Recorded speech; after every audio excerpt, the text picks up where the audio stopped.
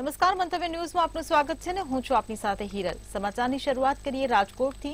રાજકોટ અગ્નિકાંડ મુદ્દે તપાસ કરી રહેલ સ્પેશિયલ ઇન્વેસ્ટિગેશન ટીમની તપાસ પૂર્ણતાના આરે છે।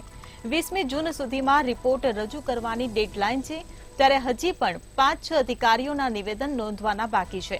રિપોર્ટ પૂર્ણપણે રજૂ કરવામાં વિલંબ થવાની સંભાવના જોતા વધુ સમય માંગી શકે છે। અત્યાર સુધીમાં અગ્નિકાંડ તપાસમાં 12થી પણ વધુ અધિકારીઓના નિવેદન નોંધાઈ ચૂક્યા છે। હાલમાં એસઆઈટીના વડા સુભાષ ત્રિવેદીના નેતૃત્વની ટીમ ઘટનાને લઈને તપાસ કરી રહી છે। એસઆઈટી સરકાર સમક્ષ 100 પાનાનો ધગધગતો રિપોર્ટ રજૂ કરી શકે છે, ત્યારે રાજકોટ અગ્નિકાંડમાં મૃતકોને ન્યાય મળે માટે સમગ્ર લોકો એસઆઈટીના રિપોર્ટ તરફ આશા રાખીને બેઠા છે।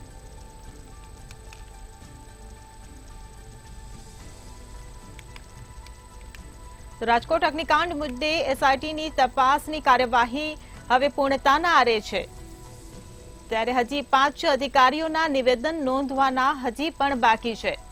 તો 12થી વધુ અધિકારીઓના નિવેદન અત્યાર સુધીમાં નોંધાઈ ચૂક્યા છે, ત્યારે એસઆઈટીનો રિપોર્ટ રજૂ કરવામાં વિલંબ થવાની પણ સંભાવના છે।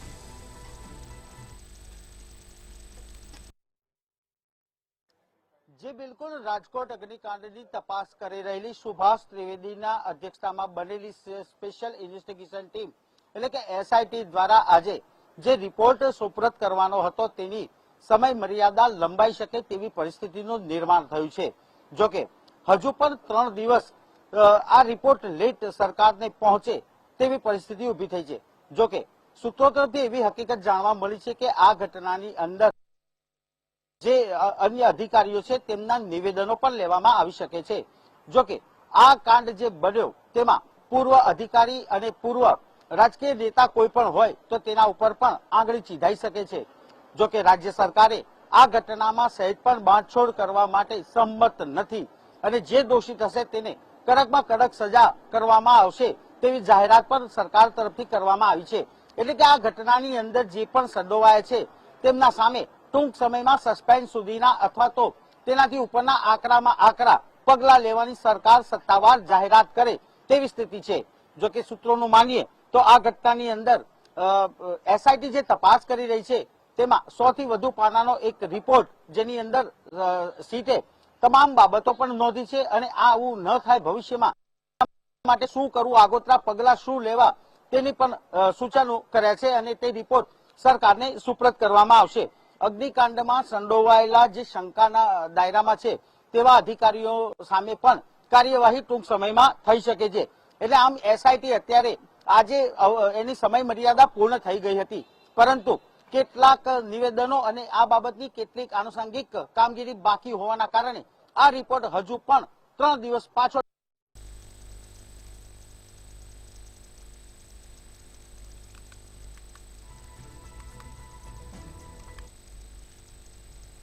રાજકોટના ટીઆરપી ગેમ ઝોનના અગ્નિકાંડના આરોપી અને town planning officer Mansukh Sagathiya પાસેથી 10 કરોડથી વધારેની અપ્રમાણસર મિલકતો મળી આવવાને મામલે એસીબીએ તપાસ શરૂ કરી છે। ટીપીઓ સાગઠિયા સામે કાર્યવાહીને લઈને મોટા સમાચાર સામે આવ્યા છે। એસીબીનો ગાડીઓ મોટા માથાઓ સુધી હવે પહોંચી શકે છે। સાગઠિયાના બેંક સ્ટેટમેન્ટમાં મોટી રકમના વ્યવહારો સામે આવ્યા છે।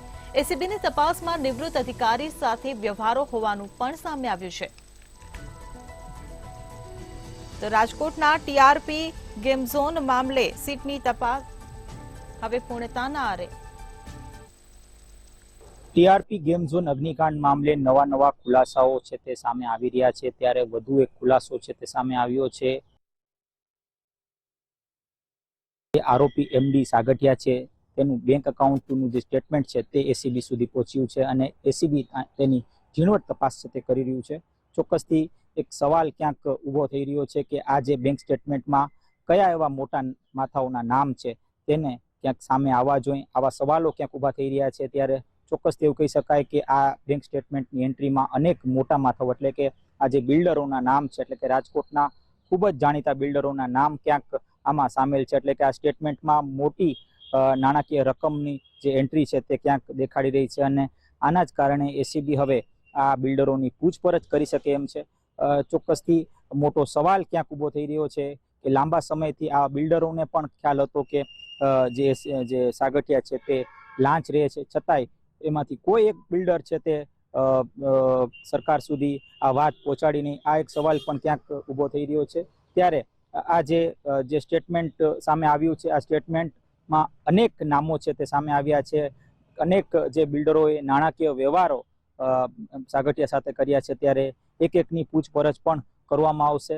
આમાં પણ એક મહત્વનું નામ પણ છે ક્યાંક સામે આવે છે. એક સરકારી અધિકારી છે. આ સરકારી અધિકારી બિલ્ડર બન્યા બાદ ખૂબ જ સારી સાંઠગાંઠ રાખીને એમડી સાગઠિયા સાથે પોતાનું જે કારોબાર છે તે કરતો હતો.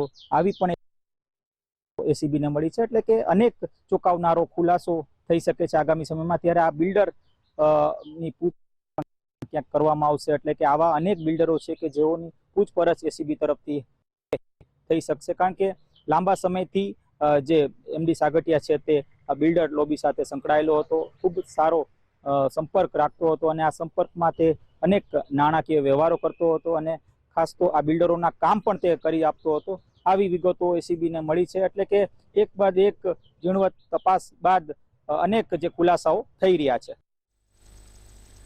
તો ટીઆરપી ગેમ ઝોન અગ્નિકાંડ મામલે સાગઠિયાના બેંક સ્ટેટમેન્ટમાં મોટી રકમના વ્યવહારો મળી આવ્યા છે. ત્યારે એસીબીનો ગાડીઓ મોટા માથાઓ સુધી પહોંચી શકે છે. ગીર સોમનાથમાં સાંસદ રાજેશ ચુડાસમા પોતાના નિવેદનથી ફરી ચર્ચામાં આવ્યા છે. વેરાવળના ડોક્ટર અતુલ ચગ આત્મહત્યા કેસમાં સાંસદ રાજેશ ચુડાસમાનું નામ આવ્યું હોવાથી લોકસભાની ચૂંટણી સમયે જૂનાગઢની બેઠક ચર્ચામાં રહી હતી. ત્યારે સાંસદના આભાર દર્શન કાર્યક્રમમાં રાજેશ ચુડાસમાના વિવાદિત નિવેદનથી ફરી ચર્ચામાં આવ્યા છે. જી ચોક્કસ કે જૂનાગઢની અંદર જે સાંસદ છે રાજેશ ચુડાસમા, જેને હેટ્રિક મારી છે અને સતત ત્રીજી વખતે સાંસદ બન્યા છે અને હવે જુદા વિધાનસભા વિસ્તાર છે ત્યાં તે આભાર વિધિ માટે જઈ રહ્યા છે, આભાર માની રહ્યા છે. અને તેમાંથી જે ચોંકાવનારું નિવેદન છે તે રાજેશ ચુડાસમા દ્વારા આપવામાં આવ્યું છે. આખા ઘટનાક્રમની વાત કરવામાં આવે તો રાજેશ ચુડાસમા છે સતત ત્રીજી વખત છે તે જૂનાગઢના સાંસદ બન્યા છે. ડોક્ટર અતુલ ચગના વિવાદને લઈને ક્યાંક ને ક્યાંક એવું હતું કે રાજેશ ચુડાસમાને લોકોમાં હતું એવું કે ટિકિટ નહીં મળે, પરંતુ અંતે ભાજપ દ્વારા રાજેશ ચુડાસમા પર વિશ્વાસ મૂકી અને ટિકિટ આપવામાં આવી હતી અને રાજેશ ચુડાસમા સતત ત્રીજી વાર સાંસદ બન્યા છે. જ્યારે ગઈકાલે તે તાલાળા વિધાનસભા વિસ્તાર છે ત્યાં આભાર દર્શન કાર્યક્રમમાં ગયા હતા અને ત્યારથી જ તેમણે નિવેદન આપ્યું હતું કે મને જે નડિયા છે તેને હું આવતા 5 વર્ષમાં મૂકવાનો નથી. આ શબ્દ એટલે કહ્યું કે તાલાળા વિધાનસભા વિસ્તારમાંથી જે સાંસદ છે રાજેશ ચુડાસમા તેને ફક્ત 33 મત જ મળ્યા છે.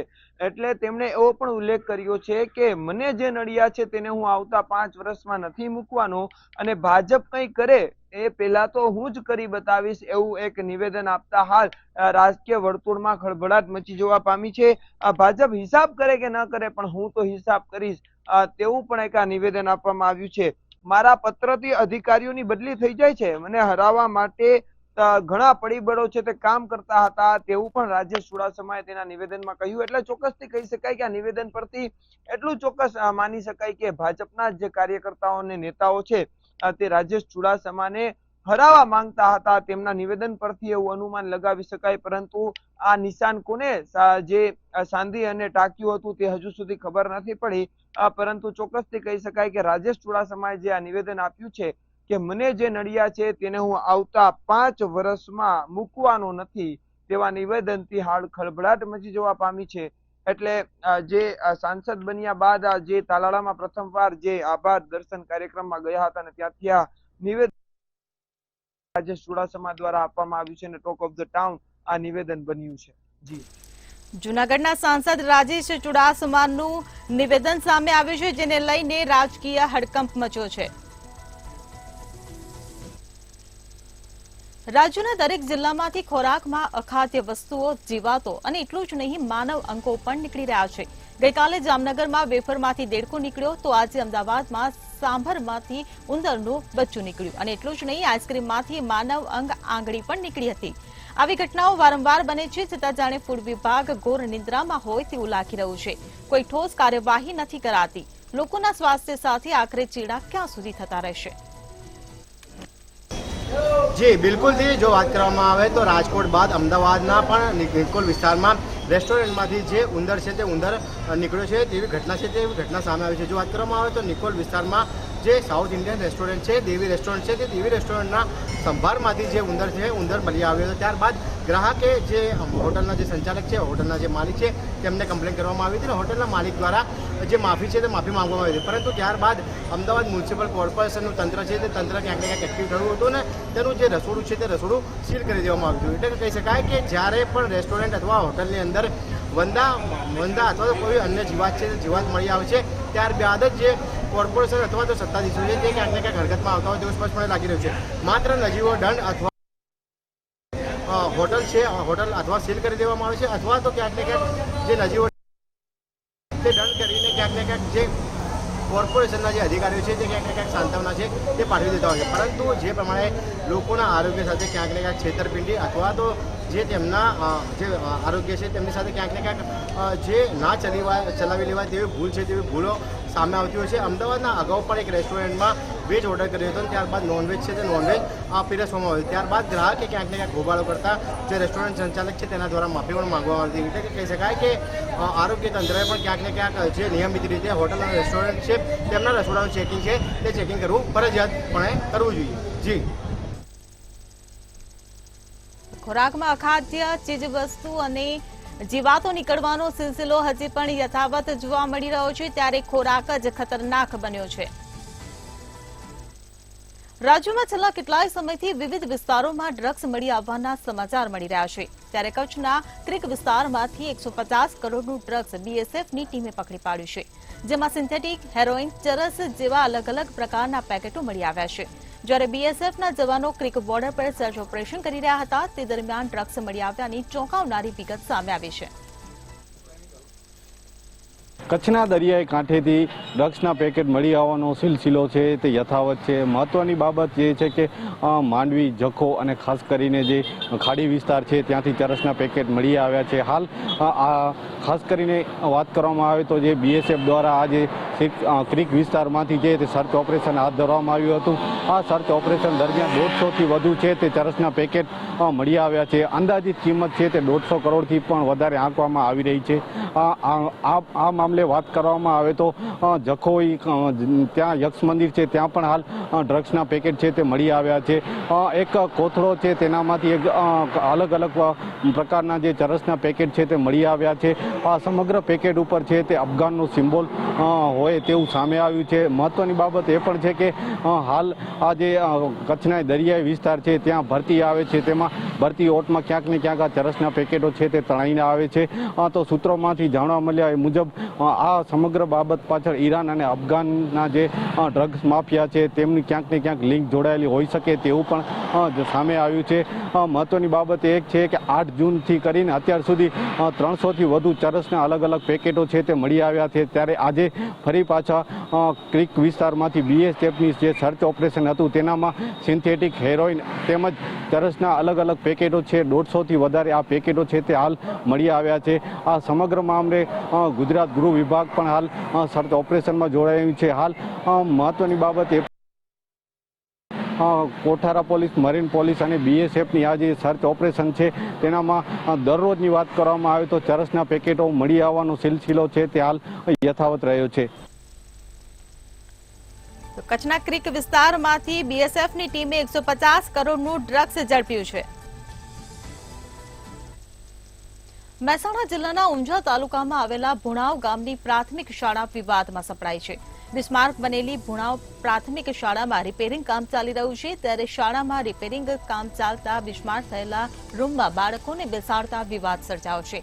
હાલમાં ભુણાવ પ્રાથમિક શાળાનું રિપેરિંગ લાખો રૂપિયાના ખર્ચે ચાલી રહ્યું છે અને શાળાના રિપેરિંગ થતા છતાં વિનાના રૂમમાં બાળકોને બેસાડી અભ્યાસ કરવામાં આવતા હોવાનો વિડીયો સામે આવ્યો હતો.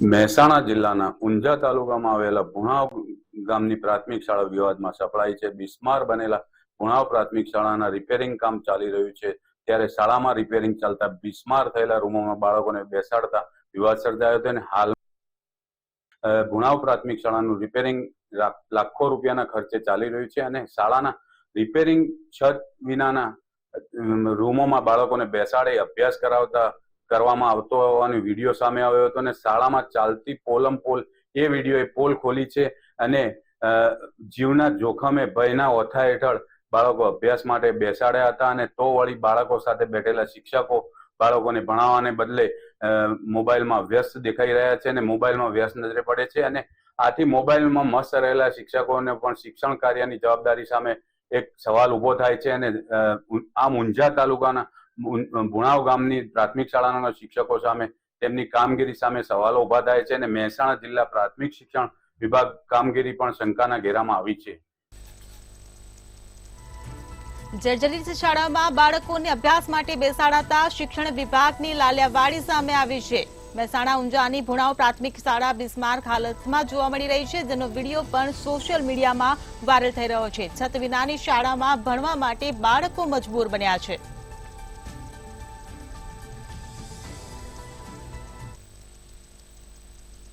સુરતમાં ટ્રાફિકની સમસ્યાને લઈને ટ્રાફિક સિસ્ટમ અસરકારક આયોજન કરવામાં આવ્યું છે. સુરતમાં ડીસીપી દ્વારા તેમના વિસ્તારમાં અવલોકન કરવામાં આવ્યું હતું, જે બાદ મનપા અને પોલીસ વચ્ચે એક બેઠક યોજાઈ હતી. આ બેઠકમાં ટ્રાફિકને દૂર કરવા પોલીસ દ્વારા આયોજન કરવામાં આવ્યું છે. સુરતમાં 44 જેટલા મોટા સર્કલને નાના કરાશે, તેમજ ટ્રાફિક જંકશનની આજુબાજુના તમામ બમ્પ દૂર કરાશે, જેથી મોટા પ્રમાણમાં ટ્રાફિકની સમસ્યા ન સર્જાય.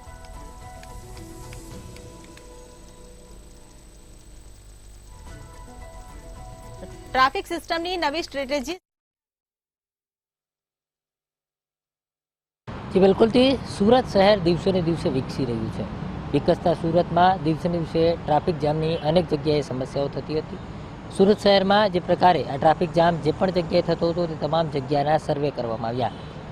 અંદાજિત સુરત શહેરના 44 જેટલા જે ટ્રાફિક સિગ્નલના પોઈન્ટો છે ત્યાં પોઈન્ટો પર સર્વે કરવામાં આવ્યું હતું.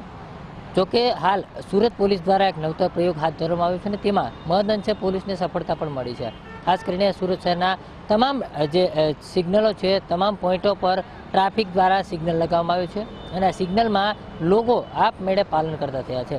મહત્વનું કહી શકાય કે જે પ્રકારે લોકો દ્વારા આ સિગ્નલનું પાલન કરવામાં આવેલું છે અને તેને જ લઈને હજુ પણ અનેક જગ્યા છે ત્યાં ટ્રાફિક જામ થાય છે. પરંતુ આ ટ્રાફિક કઈ રીતે નિવારવી તેને લઈને સુરત ટ્રાફિક પોલીસ તેમજ સુરત મહાનગરપાલિકા દ્વારા સંયુક્ત સર્વે કરવામાં આવ્યું હતું અને સર્વેમાં 44 જેટલા જે સિગ્નલ પોઈન્ટના સર્કલ છે તે 44 જેટલા સિગ્નલ પોઈન્ટના સર્કલ ને આ સર્કલ છે તે ખૂબ જ મોટા છે અને આ મોટા સર્કલોને નાના કરવાની ફરજ પડી રહી છે. કારણ કે આ મોટા સર્કલ હોવાને કારણે સર્કલ છે તે ફરીને જવું પડે છે અને તેના કારણે સતત ટ્રાફિક છે તે થઈ રહી છે. જોકે આ જે પાછળના વાહન ચાલક છે તે આગળ પહોંચે ત્યાં સુધીમાં સિગ્નલ છે તે રેડ થઈ જતું હોય છે. આમ ખૂબ જ પહોળાઈના કારણે ટ્રાફિક થવી ચોક્કસ જણાતી હતી ને તેને જ લઈને સુરત ટ્રાફિક પોલીસ અને પાલિકા દ્વારા જે અભિયાન છે તે હાથ ધરવામાં આવ્યું છે અને તેમાં જે પ્રકારે ટ્રાફિક સિગ્નલો પર રહેલા જે બમ્પ છે તે બમ્પ અને જે પ્રકારે સર્કલો મોટા છે તે સર્કલો નાના કરવામાં આવે. આ તમામ કામગીરી છે તે હાલ ટૂંક સમયમાં શરૂ કરી દેવામાં આવી રહી છે. ખાસ કરીને જે પ્રકારે સ્પીડ બ્રેકરો છે આ સ્પીડ બ્રેકરોને તાત્કાલિક અસરથી 44 જેટલી જગ્યાઓ પર ત્યાં સ્પીડ બ્રેકરો તેમજ મોટા જે સર્કલો છે તે મોટા સર્કલોને નાના કરવા માટે થઈને જે કામકાજ છે તે શરૂ કરી દેવામાં આવ્યું છે. અત્યાર સુધીમાં લગભગ ઘણા ખરા સ્પીડ બ્રેકરો હટાવી લેવામાં આવ્યા છે. સાથે સાથે જે મોટા સર્કલો હતા તેમને નાના કરવાની કામગીરી પણ હાથ ધરવામાં આવી છે, જેને લઈને સુરતમાં થતી જે ટ્રાફિક છે તે ટ્રાફિકમાં નિવારણ આવી શકે અને ટ્રાફિક જે છે તેમાં ઘટાડો કરી શકાય. સુરતમાં ટ્રાફિક સમસ્યાને નિવારવા માટે સુરતમાં 44 જેટલા મોટા સર્કલને નાના કરવામાં આવશે.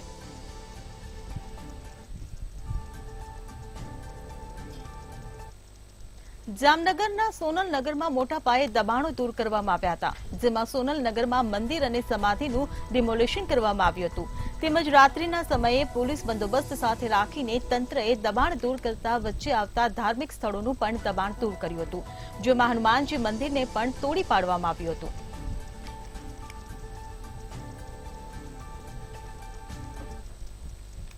જી ચોક્કસ વાત કરીએ તો આજે જામનગર શહેરની અંદર આજે એક મેગા ડિમોલેશન હાથ ધરવામાં આવ્યું છે. જો વાત કરવામાં આવે જામનગર શહેરની અને એક ગ્રામ્ય વિસ્તારની અંદર જે રંજીસાગર ડેમ આવેલો છે, રંજીસાગર ડેમની અંદર જે એક મજાર આવેલી હતી, મજારને દૂર કરી અને ત્યાં જે સરકારી ખરાબાની અંદર જે મજાર ઊભી કરવામાં આવી હતી ને ઘણા વર્ષોથી આ જે મજાર હતી અને ખાસ કરીને અને બીજી તરફ જોઈએ તો શહેરી વિસ્તારમાં પણ એક જે સોનલનગર વિસ્તાર આવેલો છે તેમાં એક મંદિર છે, મંદિરને પણ તોડી પાડવામાં આવ્યું છે અને જે પોલીસ પ્રશાસન અને આજે ટીમ દ્વારા અને ચુસ્ત પોલીસ બંદોબસ્ત સાથે રાખીને જામનગર મહાનગરપાલિકાની ટીમ દ્વારા જે આ એક મેગા ઓપરેશન હાથ ધરવામાં આવ્યું હતું અને જે આ ડિમોલેશનની કામગીરી શરૂ કરવામાં આવી છે અને જે પ્રકારે આવનારા સમયમાં હજી કોઈ એવી જગ્યા એવું હશે ધાર્મિક સંસ્થાના આ નામે ચાલતું હશે તો ત્યાં પણ જે સરકારી ખરાબાની જે માલિકી હશે તે પણ દૂર કરી અને ખાસ જે સરકારની જે જગ્યા હશે તેને ખુલ્લી કરવામાં આવશે ને જનતા માટે જ્યારે આવી કોઈ પણ બીજી જગ્યાએ અવરોધ પ્રવૃત્તિ થતી હશે તેના માટે પણ એક રોક લગાવવામાં આવશે.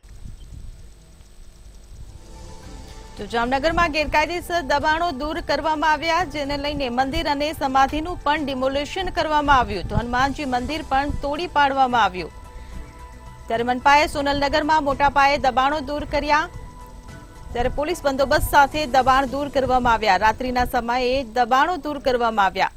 તો હનુમાનજી મંદિરને પણ તોડી પાડવામાં આવ્યું છે. જામનગરમાં ગેરકાયદેસર દબાણો દૂર કરવાની જે પ્રક્રિયા ચાલી રહી છે, સોનલનગરમાં મોટા પાયે દબાણો દૂર કરવામાં આવ્યા છે. ત્યારે મંદિર અને સમાધિનું પણ ડિમોલેશન કરવામાં આવ્યું.